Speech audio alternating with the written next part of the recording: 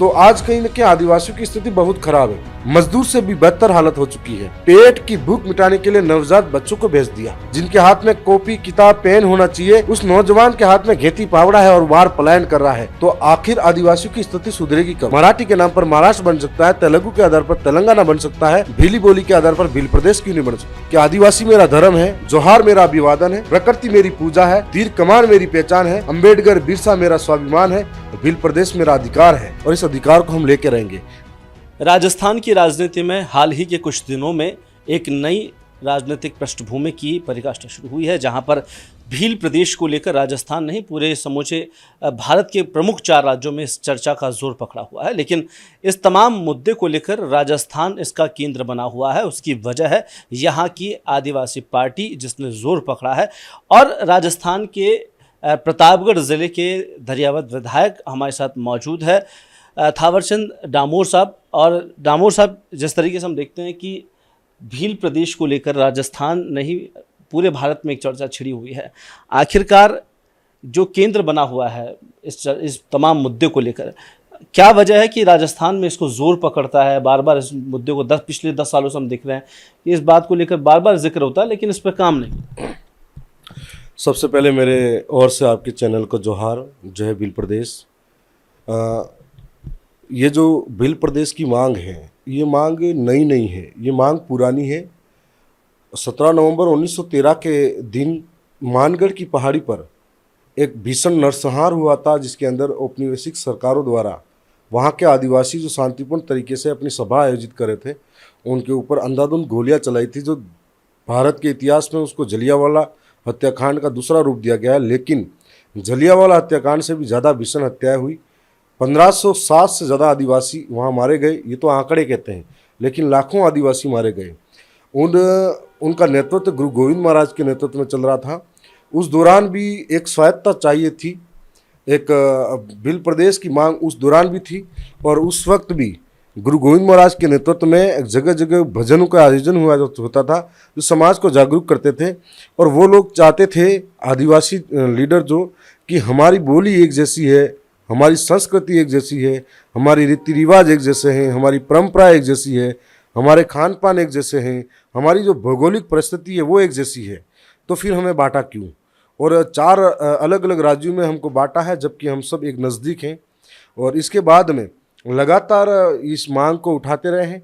हम कोई नई मांग नहीं उठा रहे हैं, हमारे पुरखों की अधूरी इच्छा है और उस इच्छा की पूर्ति के लिए हम लोग लगातार डटे हुए हैं। ऐसा नहीं है कि भील प्रदेश की मांग सिर्फ भारत आदिवासी पार्टी कर रही है। इस मांग को पूर्व में भी कई बीजेपी के कद्दावर नेता रहे, उन्होंने भी करी है। गुजरात के अंदर एक बड़े लीडर हुआ करते थे, सोमजी गरासिया, जो 4 बार के विधायक रहे थे और बड़े लीडर थे, बड़ा नाम था उनका, उन्होंने भी उठाई है। छोटू भाई वसावा, वो 7 बार के विधायक हैं, उन्होंने भी उठाई है इस मांग को। मध्य प्रदेश के अंदर भी कई लोगों ने इस मांग को उठाया है। राजस्थान के अंदर भी जो लोग जिस समाज के सर्टिफिकेट से आते हैं, तो उस समाज की भावना को समझते हैं, और जिस समाज की सर्टिफिकेट से आने के बाद उस भावना को समझते हुए राजस्थान की सदन में जाए या भोपाल की सदन में जाए या गांधीनगर में जाए या फिर मुंबई की सदन में जाए, जो उस सर्टिफिकेट के भावना को समझते हैं, अपने स्वाभिमान को समझते हैं, वो इस मांग को लेकर, धरातल की आवाज़ को लेकर सदन में जा रहे हैं। मध्य प्रदेश के अंदर भी हाल ही में हमारे कई नेता हैं, कांग्रेस के लीडर भी हैं, बीजेपी के लीडर भी हैं और बीएपी के हमारे लीडर भी हैं, वो भी इस बात को प्रमुखता से सदन में रख रहे हैं। राजस्थान के अंदर भी हम लोगों ने पिछले सत्र के दौरान भी इस मांग को उठाया है। मांग के पीछे एक ही उद्देश्य है कि माही बांध बना, कडाना बांध बना, लेकिन वहाँ से हजारों आदिवासी विस्थापित हुए। माही और कडाना बांध बनाने के पीछे तर्क ये था कि इस बांध को बनने से आदिवासियों का विकास होगा, लेकिन विकास के नाम पर सिर्फ आदिवासियों का विनाश हुआ। वो आज भी दर दर की ठोकरें खा रहे हैं, अपनी ज़मीन तलाश रहे हैं, अपना वजूद तलाश रहे हैं। इस स्थिति के बाद में भी सरकारों ने अनदेखा किया। रही बात दूसरी, जो आज आज़ादी के 70-75 वर्ष बाद भी हम लोग बड़ी भावना के साथ देखते हैं कि सरकारें आई और गई, वोट बैंक के लिए इस्तेमाल किया, आदिवासी को वोट बैंक के लिए सिर्फ वादे किए गए और सरकारों ने कभी वादे पूरे नहीं किए। आज भी आदिवासियों की स्थिति नहीं बदली। अखबारों में तो देखते हैं दुनिया चांद पे पहुंच रही है, आज भी आदिवासी छत तलाश रहा है। हम लोग देखते हैं कि आज भी स्कूल की छत नहीं है, पेड़ के नीचे पढ़ते हुए बच्चे भी नजर आएंगे। जर्जर हालात हैं, मूलभूत सुविधाओं के लिए तरस रहे हैं। आज भी आदिवासी तरस रहा है कि जो संवैधानिक अधिकार जो मिले हैं आज़ादी के बाद में, संविधान बना, संविधान में देश चलाने की जो नीतियाँ बनी, नीतियों के बाद में आज जिस प्रकार से आदिवासियों के संरक्षण के लिए, उनकी संस्कृति के संरक्षण के लिए, उनकी परंपराओं के संरक्षण के लिए, उनकी बोली भाषा रीति रिवाज पुरखाई व्यवस्थाओं के संरक्षण के लिए जो आज भारत का मूल पहचान है, जो आदिवासी है, उसके संरक्षण के लिए 5वीं अनुसूची मिली। जो 5वीं अनुसूची के माध्यम से आदिवासी इलाके का जल जंगल जमीन सुरक्षित किया जा सकता है। लेकिन होता यह है कि 5वीं अनुसूची धरातल पर लागू नहीं होती है। जो लोग जंगल के अंदर वन विभाग के इनके कानूनी बाद में बने, उससे पहले से घर बनाकर रह रहे हैं, उन लोगों को आज वन विभाग जबरन हटाया जाता है और आदिवासियों को हटाया जाता है। बाहर से उद्योगपति आते हैं, अपनी खनन कंपनियां खोलते हैं, उन्हें नहीं हटाया जाता, उनको दिया जाता है। तो कहीं न कहीं ऐसा लगता है कि आदिवासियों के साथ में कुटाराघात हुआ है। आदिवासियों को विकास के नाम पर धीरे धीरे हाशिए की ओर धकेला गया। दूसरी ओर कह सकते हैं कि आज भी ये स्थिति है कि कोई तेंदुपत्ता, जो तेंदुपत्ता उसकी आजीविका के लिए जंगल में लेने जाएगा, कोई लकड़ी लेने जाएगा, कोई बकरी चराने जाएगा। ऐसे ही मध्य प्रदेश की एक घटना थी जहां पर तेंदुपत्ता लेने गए एक नौजवान को गोली मारकर यह बताया गया कि वो नक्सलाइट है। तो आज आदिवासियों की जिंदगी का क्या होगा। दूसरी ओर आदिवासियों की अरावली पर्वतमाला है और आसपास की जितनी पर्वतमाला है, इनको नीचे से पूरा खोखला कर दिया गया है। जिस वन को हम लोग पूजते हैं, जिस जंगल को हम घर मानते हैं, जहाँ की एक एक पेड़ पत्ते नदियाँ पर्वत पहाड़, उनको हम देवी देवता के रूप में पूजते हैं, उनसे हम इतना लेते हैं जितना हमारी आजीविका चले। और आज बड़े बड़े माफिया आकर उनको ख़त्म कर देंगे, जो संभव नहीं है। तो हम लोग इसीलिए चाहते हैं कि हमारा संरक्षण हो सके। आज पैसा एक्ट का कानून है, ग्राम सभाओं के कानून है, जो हमारा एक अलग से लोकतंत्र है। जो मारंग गोमके के नाम से जयपाल मुंडा को जाना जाता था, उन्होंने कहा था कि हमारे गांव में हमारा राज। तो आज कहीं न कहीं हमारा राज खत्म हुआ। जो आदिवासी 5 जनवरी 2011 महाराष्ट्र का जजमेंट कहता है कि इस देश का मूल मालिक है, मजदूर से भी बदतर हालत हो चुकी है। जहां नौजवान जिनके हाथ में कॉपी किताब पेन होना चाहिए, कागज कलम होना चाहिए, उस नौजवान के हाथ में घेती पावड़ा है और वार पलायन कर रहा है। जहां पर आप अखबारों में खबरें देखते होंगे, कभी कभी आती है उस इलाके से कि अपनी पेट की भूख मिटाने के लिए नवजात बच्चों को भेज दिया। तो ऐसी ऐसी खबरें आती कि कभी महिलाओं को बेच रहा है। लाखों लोग रोजगार की तलाश में अपना परिवार का बोझ उठाने के लिए परिवार से दूर दूसरे प्रदेश में जाकर रोजगार तलाश रहा है। तो आज कहीं न कहीं आदिवासियों की स्थिति बहुत खराब है। आप ये बात सिर्फ राजस्थान, दक्षिणी राजस्थान के हिस्से में नहीं कह रहा हूँ, आप गुजरात के हिस्से में देखोगे जहाँ आदिवासी बाहुल्य है, आप मध्य प्रदेश के इलाके में देखोगे जहाँ आदिवासी बाहुल्य है, आप महाराष्ट्र के इलाके में देखोगे वहाँ पर भी यही हालात बने हुए हैं। तो आखिर आदिवासियों की स्थिति सुधरेगी कब। यदि भील प्रदेश बनता है तो हमारे ऊपर हो रहे अत्याचार खत्म हो जाएंगे। अभी भील प्रदेश बनता है तो हमारी जल जंगल जमीन सुरक्षित होगी। यदि भील प्रदेश बनता है तो हमारी 5वीं अनुसूची के जो नियम है वो धरातल पर लागू होंगे, पैसा एक्ट लागू होगा। यदि भील प्रदेश बनता है तो हमारे लोगों का स्वयं रोजगार पनपेगा। भील प्रदेश बनता है तो माही डैम, कडाना डैम और जैसे कई डैम बने हैं जिनसे लोग विस्थापित हुए उनको जमीन मिलेगी।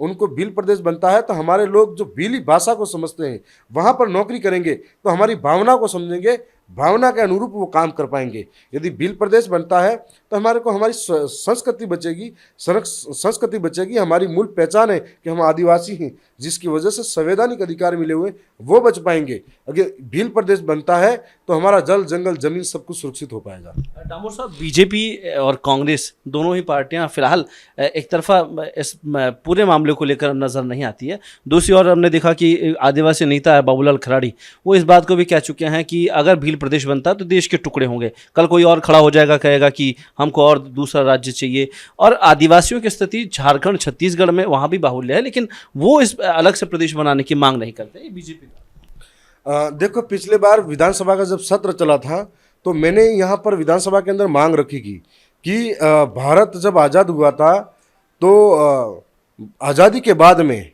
इस देश के अंदर कितने राज्य थे? लगभग 14 राज्य थे। 14 से 29 राज्य बने। तो कहीं न कहीं आधार रहा, बोली के आधार पर भी रहा, कहीं कहीं क्षेत्रीय आधार भी रहा। और उसके बाद में मैंने विधानसभा सत्र के दौरान भी कहा था कि गुजराती के आधार पर गुजरात का नाम पड़ सकता है, पंजाबी के आधार पर पंजाब का नाम बन सकता है, मराठी के नाम पर महाराष्ट्र बन सकता है, तेलुगु के आधार पर तेलंगाना बन सकता है, तो फिर भीली बोली के आधार पर भील प्रदेश क्यों नहीं बन सकता। मैंने ये भी कहा था कि आदिवासी मेरा धर्म है, जोहार मेरा अभिवादन है, प्रकृति मेरी पूजा है, तीर कमान मेरी पहचान है, अंबेडकर बिरसा मेरा स्वाभिमान है और भील प्रदेश मेरा अधिकार है और इस अधिकार को हम लेके रहेंगे। जिसके जवाब में बाबूलाल जी ने कहा था, जो टीएडी मंत्री, जनजाति मंत्री हैं, कि हम लोग भील प्रदेश का प्रस्ताव नहीं भेजेंगे। ये बाबूलाल जी की बपोती नहीं है और मैं उनको बता देना चाहता हूं कि बाबूलाल जी आज जो मंत्रालय की जिम्मेदारी सौंपी है वो बखूबी संभाल ही नहीं पा रहे हैं और उनके नीचे से अधिकारी वहां पर लूट मचा रखी है। मैं बताना देना चाहता हूं कि बाबूलाल जी तो अब बने हैं मंत्री, लेकिन उनसे पहले जो मंत्री रहे हैं, जिन्होंने जनजाति मंत्री थे बीजेपी के ही नंदलाल मीणा जी, जो उन्होंने कहा था कि मैं पार्टी का गिरवी नहीं हूं, मैं जिस समाज से आता हूं उस समाज के आवाज को बोलूंगा और हम लोग बिल अलग प्रदेश का समर्थन करते हैं। और उन्होंने बहुत पहले ही बिल प्रदेश की मांग रखी थी। उन्हीं की पार्टी से सांसद अर्जुन लाल जी मीणा साहब आते हैं, उन्होंने भी अलग प्रदेश की मांग का समर्थन किया। उन्हीं की पार्टी के सोमजी ग्रासिया गुजरात के थे, उन्होंने भी समर्थन किया। तो कहीं ना कहीं ये कह सकते हैं कि ये तो बात की बात है, इनसे पहले भी कई लोगों ने समर्थन किया है। और आज भील प्रदेश एक थावरचंद डामोर अकेला नहीं बोल रहा है, एक राजकुमार रोहत अकेला नहीं बोल रहा है, भील प्रदेश की मांग हर एक बच्चा बच्चा कर रहा है, जो चाहता है कि हमारी संस्कृति का संरक्षण हो, जो चाहता है कि हमारे स्वाभिमान बचे, जो चाहता है कि हमारा अस्तित्व बचे। और ये आखिरी अस्तित्व की लड़ाई है। इसलिए आज हर घर घर में एक बिरसा मुंडा के विचार पैदा हुए, हर घर घर में एक कालीबाई के विचार पैदा हुए। और इस बात को लेकर कहीं राजस्थान के नेताओं ने यह भी बयान दिया कि टुकड़े हो जाएंगे, राजस्थान का गौरव खत्म हो जाएगा। तो बताना आपको आपके चैनल के माध्यम से बता देना चाहता हूं कि दक्षिणी राजस्थान के अंदर, राजस्थान के इतिहास के अंदर यदि कोई इतिहास गौरवशाली है तो मेवाड़ रियासत की वजह से है। और मेवाड़ रियासत की वजह से इसलिए है कि आज तक मुगलों की अधीनता सिर्फ मेवाड़ रियासत ने स्वीकार नहीं की थी, बाकी सबने स्वीकार की है। लेकिन मेवाड़ रियासत ने इसलिए अधीनता स्वीकार नहीं की क्योंकि उनके पीछे भीलू का इतिहास था। जब सर करते थे, दल लड़ते थे, तब राणा पुंजा कहलाते थे। और राणा पुंजा उनके नेतृत्व में अरावली के पहाड़ियों में भीलों का शौर्य पराक्रम देखने लायक था। तब कोई माई का लाल हिम्मत करके नहीं आता था और अपने सर कटवा के जाते थे, या हम लोग पीछे नहीं हटते थे। ये हमारा इतिहास था। और राणा से महाराणा बने तो वो राणा पुंजा का इतिहास था उसके पीछे। और यदि गौरवशाली इतिहास राजस्थान का है तो भीलों की वजह से, आदिवासियों की वजह से है। और पग पग पर आदिवासियों का इतिहास है। ये बात अलग है कि हमको किताबों में दर्जा नहीं दिया गया, लेकिन आज भी लोक कहानियां, लोक गीतों के अंदर हमारा इतिहास मौजूद है, जो दर्शाता है कि हमारे कई नौजवान वीर हुए और इतने दयालु हुए कि बाहर का व्यक्ति को भी शरण देकर हमने हमेशा हिफाजत की है। डामोर साहब, अगर बात करें पिछले सरकारों की और वर्तमान सरकार की, कितना अंतर देखते हैं भारतीय जनता पार्टी और कांग्रेस के कामकाज को लेकर? क्योंकि टीएसपी क्षेत्र है, एक अलग से अनुदान है आपको, वहाँ काम को लेकर अलग से बजट घोषणा है। कितनी धरातल पर उतरी है, कितने वहाँ पर कार में काम करें? क्योंकि हाल ही में हमने तस्वीर दिखी थी, एक गढ़ी विधायक कैलाश मीणा पुलिसकर्मियों के पैर छू रहे हैं। तो कहीं ना कहीं इस तरह की जो तस्वीरें उस क्षेत्र से आती है वो कहीं ना कहीं पार्टी और सरकारों पर सवाल करती है। देखो, एक चीज़ और था, भील प्रदेश की जब बात करा था मैं, कि बीजेपी की सरकार राजस्थान में भी है, गुजरात में भी, महाराष्ट्र और मध्य प्रदेश में भी, और केंद्र में भी बीजेपी की सरकार है। यदि आदिवासियों का भला चाहते हैं और मनसा आदिवासियों के साथ में हो तो आज वो प्रस्ताव ला सकते हैं। आज उस इलाके के अंदर लोगों ने हमेशा बीजेपी को भी वोट दिया है, सभी दलों को दिया है। मैं ये मानता हूं कि सिर्फ आप वोट बैंक की राजनीति करने के लिए हमारे क्षेत्र में आते हो। आज जैसे मैं एक बार झारखंड के कार्यक्रम में गया था तो बिरसा मुंडा के नाम पर स्टेडियम बना हुआ है, बिरसा मुंडा के नाम पर हवाई अड्डे बने हुए, लेकिन बिरसा मुंडा के परिवार में आज भी जो राशन के लिए तड़प रहे हैं। तो आपने कहीं ना कहीं फोटो खिंचाए, लोगों के वोट लिए हासिल किया। इसी दरमियान आदिवासियों के उत्थान के लिए आपने अलग से टीएसपी एरिया बनाया, ट्राइबल के नाम से उनके अलग अलग योजनाएं बनेगी, जो उनके ट्राइबल सब प्लान के नाम से आपने बनाया।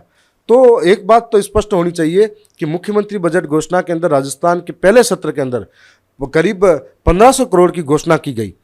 तो पहली चीज़ तो ये कि टीएडी विभाग खर्च करेगा या फिर अन्य विभाग भी उसी 1500 करोड़ को गिनाते जाएंगे, क्योंकि मैं देखता आ रहा हूँ पंचायती राज भी उसी को गिनाता है और पीडब्ल्यू विभाग भी उसी को गिनाता है, टीएडी विभाग भी उसी को गिनाता है और अन्य विभाग भी उसी से गिनाकर कहते हैं कि हम इस बजट को यहाँ इस्तेमाल करें। तो अलग से योजना क्या दी?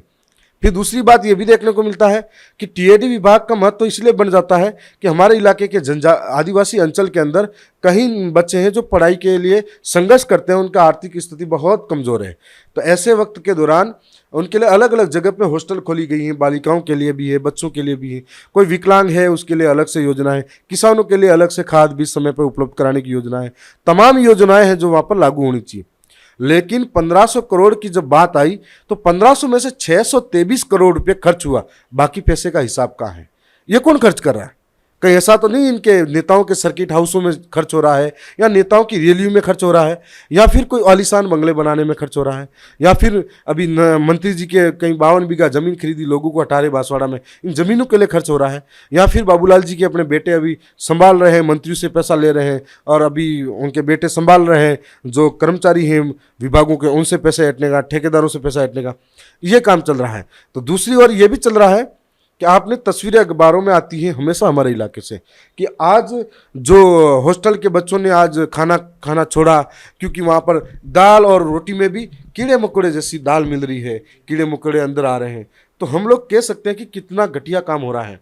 मैंने सदन के अंदर भी उठाया था कि वहाँ जो टीएडी विभाग द्वारा सामग्रियाँ खरीदी जा रही है तो अलग अलग उपभोक्ता भंडारों पर प्रतापगढ़, डूंगरपुर, बांसवाड़ा में एक बिस्किट 5 रुपये का होगा तो कहीं 6 रुपये में, कहीं 8 रुपये में, कहीं 7 रुपये में। तो जैसे कोई अमेरिका का भाव हो, कोई पाकिस्तान का भाव हो, कोई कहीं और का भाव हो, वैसा अलग अलग भावों में वहाँ बिक रहा है।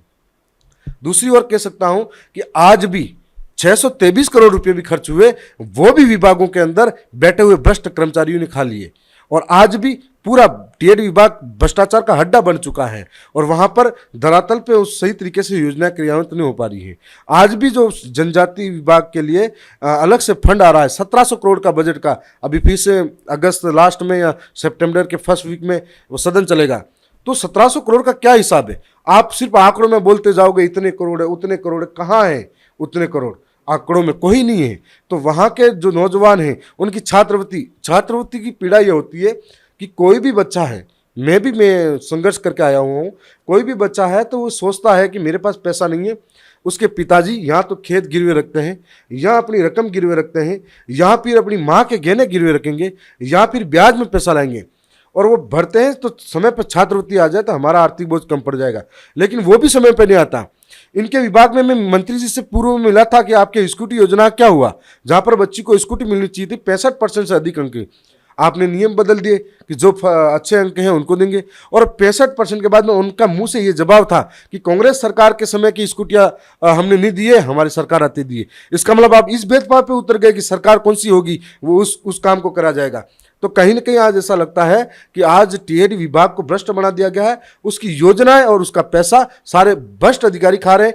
प्लेसमेंट एजेंसी के नाम पर बाहरी लोगों को, वहां के लोगों को रोजगार देना चाहिए, जो बाहरी लोगों को लाकर वहां रोजगार दिया जा रहा है। तो कहीं कहीं ऐसा लगता है कि नुकसान है। एक और बात आपने बोली थी कि हमारे इलाके के अंदर आज बीजेपी सत्ता में है और सत्ताधारी विधायक एक डिप्टी के पैरों में गिर रहा है।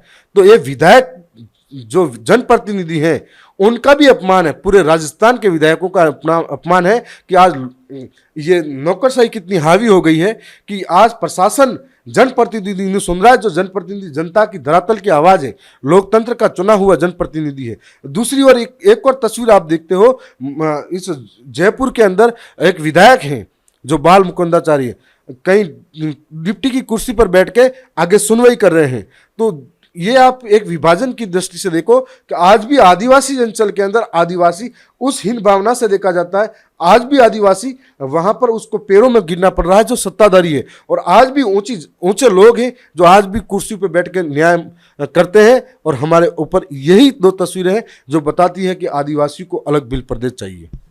छात्र चुनाव हाल ही में चर्चाओं में है, आप युवा है और जब समाज के उत्थान की बात होती है तो कहीं ना कहीं छात्र राजनीति इसमें अहम योगदान निभाती है। अगर छात्र यहाँ से निकलेंगे, भील प्रदेश से भी निकलते हैं, तो आगे जाके प्रदेश में नाम रोशन करेंगे। फिलहाल में सरकार ने इस पर बैन लगा रखा है।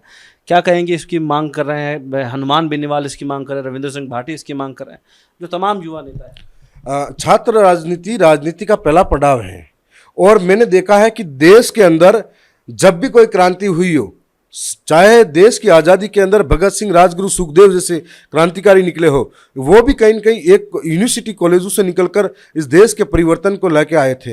राजस्थान की राजनीति के अंदर भी कई कद्दावर नेता हुए जो कॉलेजों से निकलकर आज इस विधानसभा के पटल पर शान बढ़ाते हुए नजर आए हैं।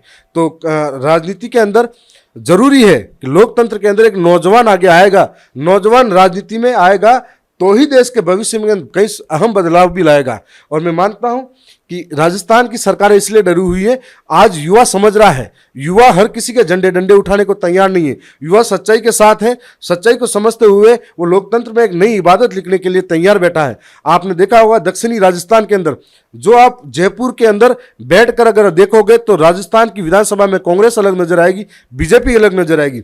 हमारे इलाके के अंदर अंतिम चुनाव हुआ था, 130 में से उदयपुर संभाग की 22 कॉलेजों के अंदर भील प्रदेश विद्यार्थी मोर्चा ने चुनाव जीता था। और ऐसे वक्त में चुनाव जीता जब एनएसयूआई और एबीवीपी दोनों एक होकर चुनाव लड़ी थी। तो ऐसे में हम कह सकते हैं कि हमारे इलाके से भी डरी हुई है सरकारें कि अगर कॉलेज के चुनाव होते तो सारे नौजवान जीतेंगे और एक अलग से माहौल पैदा होगा और नौजवान आगे आएगा। और मैं चाहता हूं कि चुनाव हो तो चुनाव होगा तो लोकतंत्र के अंदर नौजवान इस लोकतंत्र की परिपाटी को समझेंगे, देश के अंदर अहम बदलाव आएंगे, युवाओं को राजनीति में आने का एक अवसर मिलेगा। और कई युवा जो है वो राजनीति के अंदर, कॉलेजों के अंदर आकर चुनाव लड़े और आज देश के अंदर कई अहम मुद्दों पे लड़ रहे हैं, संघर्ष करते हैं, लोकतंत्र को खूबसूरत बनाने का काम करते हैं। राजकुमार रौत के समर्थन में कौन लोग हैं राजस्थान में? क्योंकि हमने देखा कि लोकसभा में अभी तस्वीर सामने आई, हनुमान बेनीवाल के साथ वो चर्चा करते हुए दिखाई दिए। तो भील प्रदेश को लेकर, क्योंकि कई ऐसे नेता हैं जो आमतौर पर आम जनता के मुद्दों को लेकर खड़े होते हैं, तो आपको लगता है कि राजकुमार रौत के साथ राजस्थान के ऐसे कौन से नेता? देखो, पिछले दिनों में इनके साथ में सांसद मुरारी लाल जी ने इस बात का समर्थन किया कि हम राजकुमार रौत साहब की बातों का समर्थन करते हैं।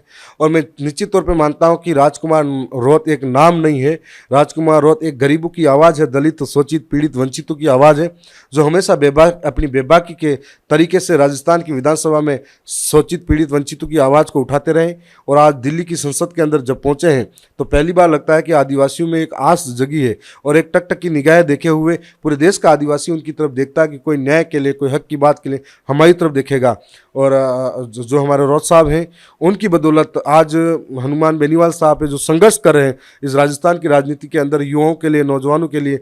उन्होंने आरपीएससी भंग की बात की थी, तो वाजिब बात भी है कि एसआई भर्ती की बात थी। आरपीएससी भंग इसलिए भी होनी चाहिए कि वही लोग जो पहले आरपीएससी चला रहे थे वही लोग आज भी आरपीएससी के अंदर मौजूद हैं। तब ऐसे में चोर ही चोर को, पहले भी चोर वही था, आज भी चोर वही है, तो फिर इस चोर को नहीं हटाओगे तो कहाँ बदलाव आएगा। और फिर आरपीएससी के अंदर ये भी कहा था बड़े बड़े हाथी पकड़ेंगे, कोई नहीं पकड़ा। तो बेनीवाल साहब भी एक संघर्षशील नेता है और जो राजकुमार जी संघर्षशील नेता है। देखो, किरोड़ी लाल जी एक बड़े लीडर भी हैं, संघर्षशील नेता हैं, आज तक सड़कों पे लड़े हैं और उन्होंने दक्षिणी राजस्थान के आदिवासियों में राजनीतिक चेतना जगाने में अहम रोल भी रहा है। जब वो राजपा पार्टी लाए थे तो राजस्थान के अंदर, दक्षिणी राजस्थान के आदिवासियों में एक अच्छा माहौल पैदा किया था। कहीं न कहीं वो हम सबके आदरणीय भी हैं और उम्मीद करते हैं कि हमारे हर मुद्दे पे वो साथ हैं और साथ देंगे। आजकल एक युवा नेता जो नरेश मीणा, हमने देखा होगा सुर्खियों में है, क्या कहेंगे कि लंबा 8 महीने की एक जेल यात्रा करके आए, आज अब रैलियां कर करके लोगों को जो नरेश भाई कॉलेज की राजनीति से निकल कर आए हैं और वो शायद नवोदय में पढ़े हैं और मैं भी नवोदय में पढ़ा हूँ। तो दूसरा यूँ था कि देवली उनियारा से उपचुनाव लड़े थे तो समरावता गांव की जो मांगे थी उनको लेकर धरने पे बैठे थे। जो घटनाक्रम हुआ वो बहुत ही निंदनीय था और मैं ये मानता हूँ कि जब जब सरकारों के खिलाफ कोई खड़ा होता है अपने न्याय की मांग के लिए, अपने अधिकार के लिए, तो उसकी उड़ती हुई आवाज़ को हमेशा प्रशासनिक दम पर और दबाया जाता है। तो जिस तरीके से दक्षिणी राजस्थान के अंदर एक युवाओं की मांग थी, जो बैकलॉग भर्तियों के अंदर उनको अधिकार मिले, तो काकी डोंगरी जैसा उपद्रव पैदा किया गया था, दो नौजवानों को पुलिस की गोलियों से मारा गया था। वैसा ही इस बार भी आदिवासियों के साथ हुआ, इस बार मीणा कमेटी के साथ हो गया। और मैं ये मानता हूँ कि समरावता की घटना के बाद में हमारी पार्टी के प्रमुख दल के साथ में मैं भी समरावता गांव गया था। वहाँ बच्चा रोकर एक माँ, उनके आंसू में दर्दनाक दया थी, पीड़ा थी, एक माँ रो रही थी, एक बच्चा बूढ़ा रो रहा था कि जो हुआ बहुत घटना निंदनीय है। करीब 200-250 करोड़ का नुकसान उस गांव के अंदर हुआ था उसके बाद में मैं दौसा, लालसोट और समरावता के आसपास के इलाकों में देवली उनियारा तक जाके कई जगह लोगों के साथ में ज्ञापन दिया है, कई जगह समर्थन में रहा कि इस गांव के लोगों को न्याय मिलना चाहिए। 8 महीने जेल में रहने के बाद में मैं मानता हूँ कि जेल के अंदर हर तरह के लोग आते हैं। यदि कोई पढ़ा लिखा नहीं है लेकिन वहाँ पर महीने भर रहने के बाद में हर सारी धाराएं सीख जाता है। तो नरेश भाई काफ़ी अनुभवी हैं, संघर्षशील नेता है और आज तक लड़ रहे हैं। मैं चाहता हूं कि इनके पीछे एक जन क्रांति उमड़ कर आई है, युवाओं का एक भावना है उनके साथ जुड़ी हुई है। इस भावना को सही रूप देने का समय है। आप सोच विचार करके इस भावना को सही रूप दें। दक्षिणी राजस्थान के अंदर हर एक नौजवान लोकतंत्र को समझता है, मत को समझता है, और लोकतंत्र और मत को समझते हुए मेरे जैसे, राजकुमार रोज जैसे और उमेश भाई डामोर जैसे, अनिल जी कटारा जैसे ऐसे कई नौजवान निकलकर सामने इस विधानसभा में आए और रात दिन आवाज़ उठा रहे हैं। जहां पर दोनों ही राष्ट्रीय दल एक होकर हमारे खिलाफ लड़ जाते हैं तब भी हमको जनता जिता देती है। तो इसका मतलब आपके यहाँ पे शिक्षा अच्छी है तो हर एक नौजवान तैयार है, बस उसको सुव्यवस्थित रणनीति के साथ में आगे लाए। तो उनकी भावनाओं के साथ में पूर्वी राजस्थान के अंदर कब्जा करो। और जो इस सरकारें हैं, जो सरकारें दमनकारी नीतियाँ अपनाती, जो हमेशा लड़ाके को पीछे धकेलती हैं, जो विधानसभा के मुद्दे होते हैं, जनता के, किसान के, मजदूर के, नौजवान के, उन मुद्दों को दबाया जाता है। तो ऐसे में हर एक नौजवान आएगा, एक नई क्रांति राजस्थान की विधानसभा में हम लिखे जाएंगे। तो ये थे हमारे साथ भारतीय आदिवासी पार्टी के विधायक थावरचंद दामोर, और जिस तरीके से भील प्रदेश हो या राजस्थान में तमाम उन अहम मुद्दों पर हमने इनके साथ चर्चा की है, और भील प्रदेश को लेकर आगामी रणनीति भी इन्होंने बताई है, किस तरीके से 4 राज्यों के अंदर इस भील प्रदेश बनाने की मांग की जा रही है, और जल्द ही इस प्रस्ताव को लेकर आगे की पार्टी रणनीति तय करेगी। और जिसके साथ राजकुमार रौत और पार्टी के साथ कई जो साथी जुड़े हुए हैं वो आगे चलकर इस तमाम भील प्रदेश के जो मुद्दे हैं उनके साथ साथ प्रदेश के तमाम राजनीतिक मुद्दों को लेकर अब विधानसभा की पटल में इनको रखने का काम करेंगे। कैमरा पर्सन सुनील के साथ मैं कुलदीप, रिपोर्ट भारत, जयपुर।